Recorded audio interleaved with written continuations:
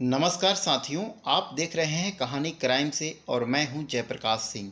आज की कहानी एक ऐसे सीरियल किलर की है जिससे पूरा मुंबई शहर दहशत में था। चप्पे चप्पे पर पुलिस की पहरेदारी थी और लोग अपनी सुरक्षा के लिए खुद रात भर जागकर अपने घर की रखवाली करते। हर जरूरी काम को शाम ढलने से पहले ही निपटा लिया जाता और सड़कें सुनसान हो जाती। यह कहानी 1965 से लेकर 1968 के बीच की है, जहां मुंबई के छोटे छोटे इलाकों में कई हत्याएं होती है और इन हत्याओं की दहशत से पूरा मुंबई शहर कांप जाता है। यह घटना जुलाई 1968 की है, जहां मल्लाड में वेस्टर्न एक्सप्रेस हाईवे के पास एक झोपड़ी से पुलिस 3 लाश बरामद करती है। यह लाश एक पुरुष, एक महिला और उनके 2 वर्ष के बच्चे की होती है। तीनों का सर लहूलुहान होता है, जैसा कि किसी नुकीले हथियार से उनके सर पर बार बार वार किया गया हो। पुलिस के हाथ पांव फूल जाते हैं क्योंकि उनके लिए यह नया केस नहीं था। इससे पहले भी कातिल ऐसे ही ठीक 2 वारदातों को अंजाम दे चुका था, परंतु यहाँ कातिल हत्या करने के बाद अपना हथियार और छाता छोड़कर चला गया था।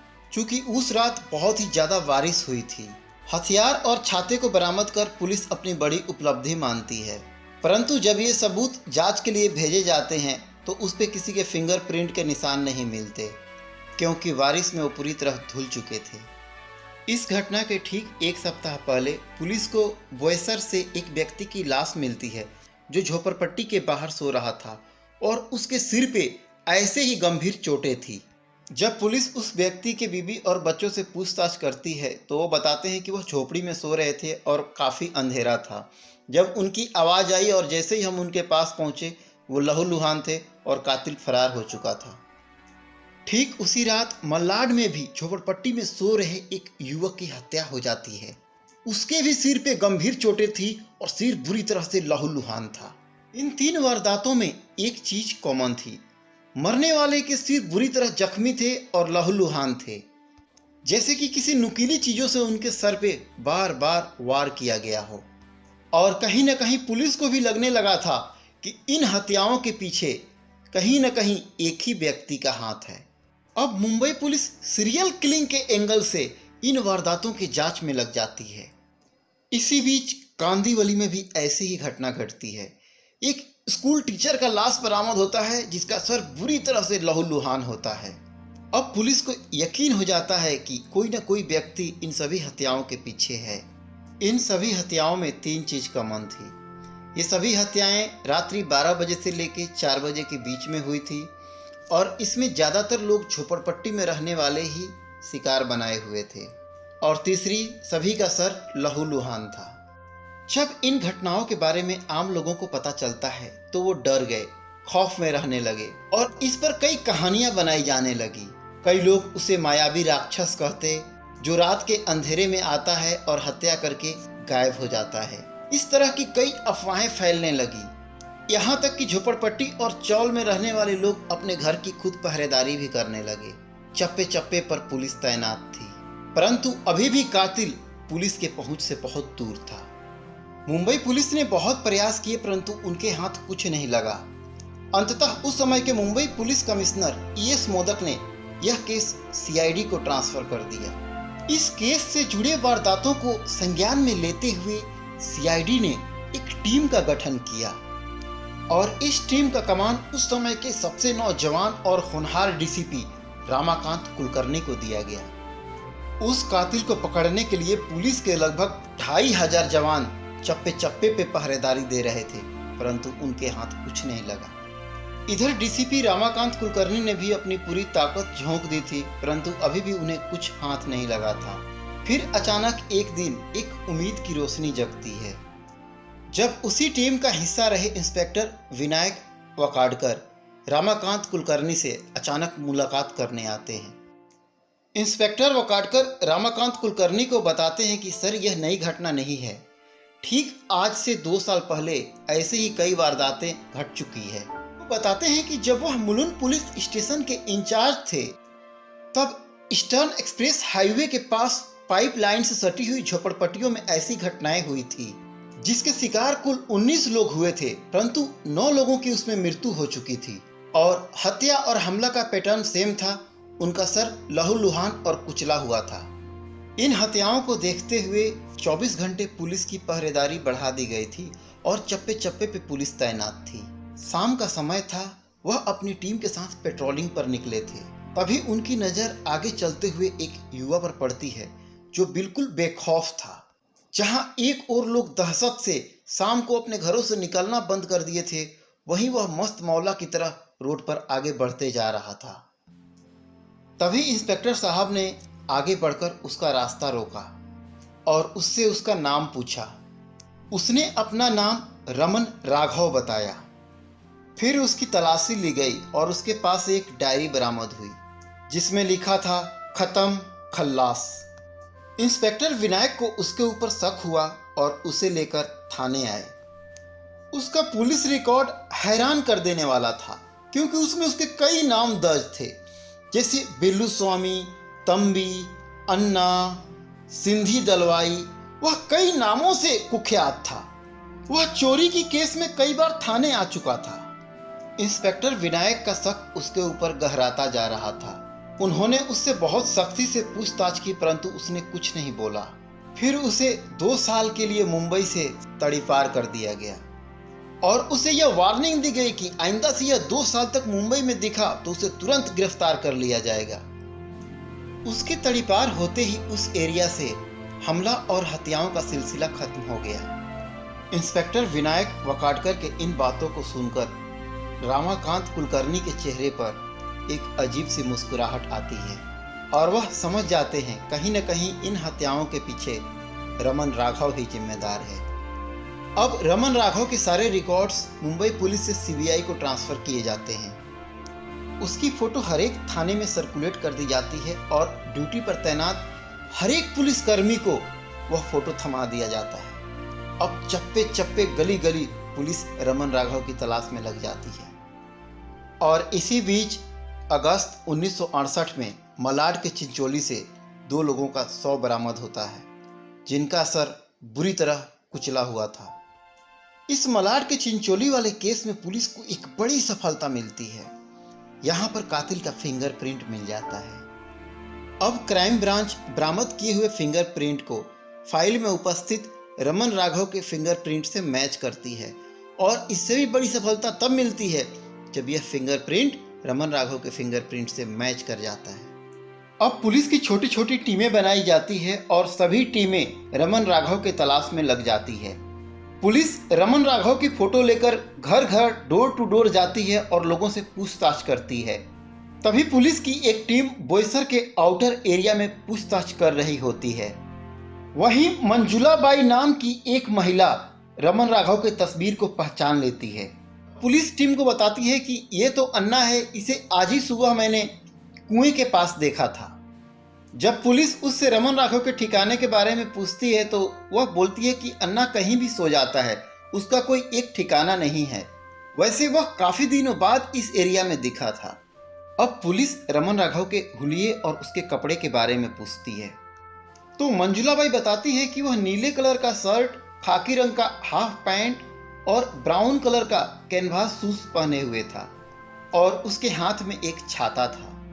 मंजुला बाई द्वारा बताए हुए पोशाक को पुलिस की सारी टीमों को सूचित कर दिया जाता है कि अगर कोई नीला कलर का शर्ट, खाकी हाफ पैंट और हाथ में छाता लिए और ब्राउन कलर का शूज पहने हुए व्यक्ति दिखता है तो उसे तुरंत गिरफ्तार किया जाए। तारीख 27 अगस्त 1968, जगह मुंबई का भिंडी बाजार। पुलिस की एक टीम यहाँ पर पेट्रोलिंग कर रही होती है। तभी वहाँ सब इंस्पेक्टर एलेक्स फेल्हो को एक सेम हुलिये वाला इंसान दिखता है। उसके हाथ में एक छाता था तथा जूतों पर कीचड़ लगे हुए थे। उससे पहले वह इंसान भिंडी बाजार में कभी नहीं दिखा था। ऐसा लग रहा था कि वह किसी दूसरे शहर से आया है। सब इंस्पेक्टर एलेक्स बिना देर किए हुए उसके पास पहुंचते हैं और उसका नाम पूछते हैं। यहाँ पर वह अपना नाम सिंधी दलवाई बताता है, जो पहले से ही उसके रिकॉर्ड में दर्ज था और सभी थाने को इन्फॉर्म कर दिया गया था। इसी के साथ सब इंस्पेक्टर एलेक्स को एक सबसे बड़ी सफलता मिलती है। सस्पेक्टेड रमन राघव गिरफ्तार हो जाता है। जब उसके थैले की तलाशी होती है तो उसमें बहुत सारे सामान मिलते हैं, जैसे चश्मा, कंघा, अगरबत्ती स्टैंड, सीजर्स, साबुन, कोकोनट ऑयल, चाय पत्ती और एक छोटी डायरी मिलती है जिसमें कई नंबर्स लिखे हुए होते हैं। सब इंस्पेक्टर एलेक्स तुरंत अपने सीनियर्स को इन्फॉर्म करते हैं और संदिग्ध को थाने लेकर आते हैं। इसके साथ ही क्राइम ब्रांच टीम को भी इन्फॉर्म कर दिया जाता है। सीआईडी के ऑफिसर्स रमन राघव के सारे रिकॉर्ड्स लेकर थाने पहुंचते हैं और संदिग्ध के साथ रमन राघव के फिंगरप्रिंट और हुलिया मैच कर जाता है। इस तरह 27 अगस्त 1968 को सीआईडी यह डिक्लेयर करती है कि रमन राघव गिरफ्तार हो गया। खबर का पता चलते ही पूरी मुंबई खुशियों की लहर में डूब जाती है। लोग पुलिस को शाबाशी देना शुरू करते हैं, थाने पर आकर जश्न मनाते हैं और रमन राघव की गिरफ्तारी एक त्योहार में बदल जाती है। लोग इसको सेलिब्रेट करने लगते हैं। रमन राघव तो गिरफ्तार हो जाता है, परंतु सबूतों के अभाव में वह एक सस्पेक्ट ही बना हुआ था। अब यह पुलिस की जिम्मेदारी होती है कि पुलिस रमन राघव के खिलाफ सबूत इकट्ठा करे और उस पर हत्या की सारी धाराएं लगाए। पुलिस रमन राघव के ऊपर सारे पैतरे आजमा लेती है, परंतु वह अपना मुंह नहीं खोलता है। वह चुपचाप भूत बनकर उनके सामने बैठा हुआ था। धीरे धीरे पुलिस की चिंताएं बढ़ने लगती है, क्योंकि पुलिस के पास उसके खिलाफ कोई सबूत नहीं थे और ना ही कोई गवाह। रमन राघव का असली नाम सिंधी दलवाई था। उसका जन्म तमिलनाडु के तिन्नेवली डिस्ट्रिक्ट के एक छोटे से गांव अग्रेसर में हुआ था। वह बचपन से ही अपराधी प्रवृत्ति का था और गांव में छोटे मोटे चोरी को अंजाम देता था। बड़ा होते ही वह अपना रुख मुंबई की तरफ किया। काम की तलाश में वह मुंबई के एक फैक्ट्री में काम करने लगा और वहीं चोरी के आरोप में उसे पुलिस ने पकड़ लिया और उसे जेल हो गई। जेल से छूटने के बाद चोरी के काम को वह जारी रखा और फिर पुलिस ने उसे गिरफ्तार कर 5 साल के लिए जेल भेज दिया। 5 साल बाद जैसे ही वह जेल से छूटा, वह छोटी मोटी चोरी और हत्याओं को अंजाम देने लगा और इसी बीच उसका सामना हुआ था इंस्पेक्टर विनायक वकाडकर से, जिन्होंने 2 साल के लिए उसे मुंबई से तड़ीपार किया था। रमन राघव को गिरफ्तार किए हुए पूरे 2 दिन हो गए थे, परंतु पुलिस उससे कुछ नहीं उगलवा पाई थी। तभी पुलिस का एक अधिकारी हल्के में ही पूछ बैठता है कि उसे क्या चाहिए तो वह बताएगा। रमन राघव बोलता है चिकन। उसके लिए तुरंत पास के होटल से चिकन मंगाया जाता है और वह भरपेट चिकन खाता है। चिकन खाने के बाद वह नारियल तेल, शीशा और कंघी का डिमांड करता है और बिना देर किए हुए ये सारी चीज़ें उसके लिए मंगवाई जाती है। वह सर में मस्त नारियल तेल का मालिश करता है, कंघी करता है और शीशे में अपनी शक्ल देखता है और पुलिस को बोलता है जो पूछना है अब पूछो। अब पुलिस सारे वारदातों के बारे में उससे पूछताछ करती है। वह बताता है कि 2 साल तड़ीपार होने के बाद वह पुणे गया था और वहां पर चोरी करता था। वहीं पर उसकी बाताबाती एक चाय वाले से हो गई और वह चाय वाले का खून करने के लिए सोचा। शाम का समय था, जब चाय वाला अपनी दुकान बंद करके सुनसान रास्ते से होकर जा रहा था, तभी वह एक लोहे का रड लेकर उसके पीछे जा रहा था। तभी अचानक उसकी मुलाकात पुलिस से हो गई और पुलिस ने वहां से उसे उठा लिया। ऑलरेडी वह चोरी के केस में वांटेड था और चोरी के केस में वह 1.5 साल के लिए वापस जेल में चला गया। 1.5 साल बाद जब वह जेल से छूटा तो महाराष्ट्र के कर्जत में आ गया, परंतु कर्जत में वह ज़्यादा दिन नहीं टिका और जुलाई 1968 में वह मुंबई बोरीवली आ गया और वहां आकर वह चोरी की घटनाओं को अंजाम देने लगा। एक शाम जब वह सड़क पर टहल रहा था, तभी उसे एक लोहे की टेढ़ी नुमा रॉड मिली जो संभवतः मोटरसाइकिल का हैंडल था। उस हैंडल को लेकर वह पैदल ही जोगेश्वरी गया। वहां एक लोहार के दुकान में गया, उस रॉड को सीधा करवाया और आगे की तरफ से उसने मुड़वा दिया, जैसा कि एक नॉर्मल कारोबार होता है। वहां से उस रॉड को लेकर वह तुरंत बोईसर आ गया और सड़कों पर घूमने लगा। आधी रात को सुनसान सड़कों पर वह आगे की तरफ बढ़ रहा था, तभी उसकी नज़र एक झोपड़ी के बाहर सोते हुए इंसान पर पड़ी। वह दबे पांव सोते हुए व्यक्ति के पास पहुंचा और तब तक उसके सर पे मारता रहा जब तक कि वह मर नहीं गया। उसके बाद उस आदमी के बीबी और बच्चे जो अंदर सो रहे थे उठ गए और उसकी तरफ भागे, इससे कि पहले वह उसे देख पाते। वहां से तुरंत भाग गया। फिर वहां से भागकर वह मलाड आ गया। वहीं मलाड के आधी रात को एक झोपड़ी के बाहर सोता हुआ इंसान उसे फिर दिखा। वह फिर दबे पांव उसके पास गया और उसके सर पे जोर जोर से वार करने लगा। जब वह इंसान मर गया तो उसके जेब से जो भी पैसे थे, पर्स थे और उसके घर में जो खाने की सामानें थी उसे लेकर वहां से फरार हो गया।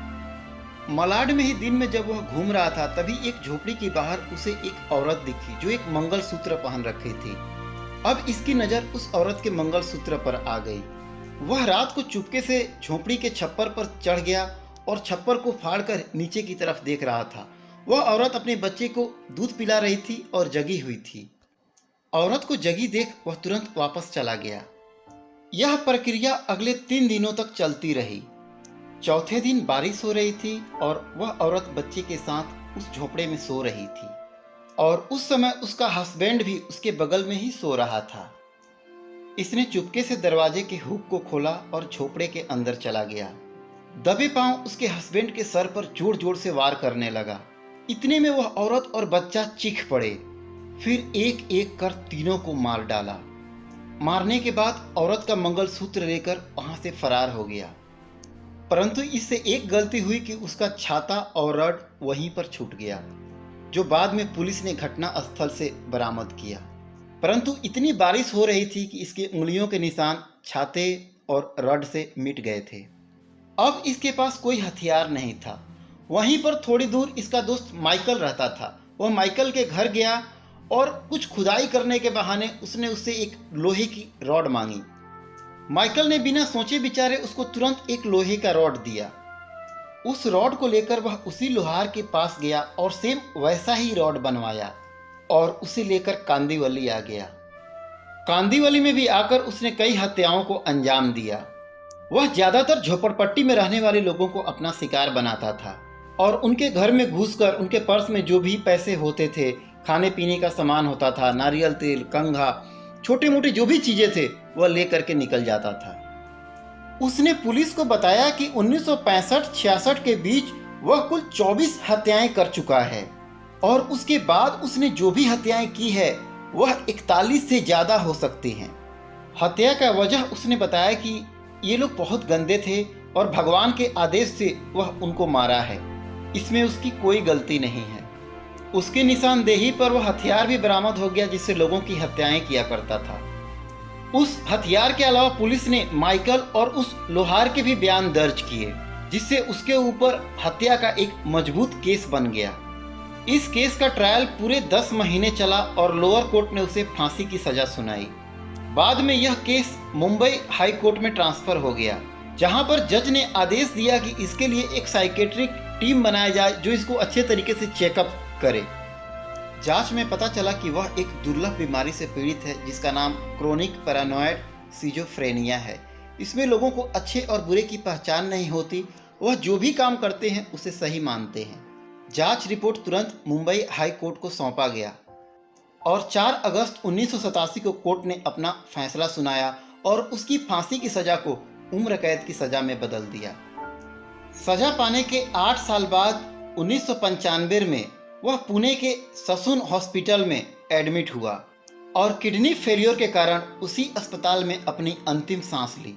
न कोई फौज, न कोई गैंग, न कोई हथियार, अकेला आदमी पूरे मुंबई को हिला दिया था। लोग आज भी इसका नाम लेकर डर जाते हैं। रमन राघव की गिनती अंतर्राष्ट्रीय सीरियल और साइको किलर्स में होती है, जिसने मुंबई के लोगों से उनकी नींद छीन ली थी। इसके नाम पर कई डॉक्यूमेंट्री और फिल्में भी बनी हैं। लोग आज भी इसके नाम से खौफ खाते हैं। दोस्तों, यह कहानी आपको कैसी लगी? अगर अच्छी लगी हो तो मेरे चैनल को प्लीज़ सब्सक्राइब कीजिए और वीडियो को शेयर कीजिए। फिर मिलते हैं अगली कहानी में।